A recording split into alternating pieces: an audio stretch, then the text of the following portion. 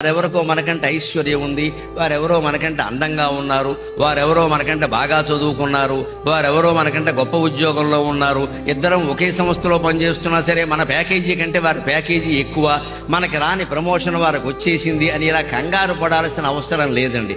వాడికి ప్రమోషన్ వచ్చినా మోషన్ అవ్వక బాధపడుతున్నాడు, మనకి పొద్దున్నే సుఖంగా మోషన్ అవుతోంది, అంతే చాలు, ఇంకేం అక్కల. అది కాక మళ్ళీ కాయం బెళ్ళలో సాయం బెళ్ళలు వేసుకునే వాళ్ళు ఎంతమంది ఉన్నారండి ఇక్కడ. కొంతమంది ఉంటారు పాపం, ఆ పేపర్ చూస్తే గాని కాలకృత్యాలు కావు, వాళ్ళ కర్మ చూడాలి. ఆ పేపర్లో సంచలన వార్త ఒకటి ఉండాలి, అప్పుడు చూసాక వీడి కడుపులో దిగుతుంది, కర్మ అంటారు. కొందరు కాఫీ తాగితే గాని కాదు, ఏం చెబుతాం?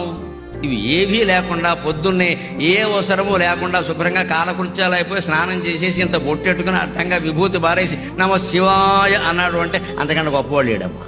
జీవితంలో సుఖం అంటే రెండే మాటలు గుర్తుపెట్టుకోండి, తిన్నన్నం 2 గంటల్లో అరిగిపోవాలి, పడుకోగానే 2 నిమిషాల్లో గుర్రు పెట్టియాలి, అంతకంటే భాగ్యశాలి లేడు ఇక్కడ.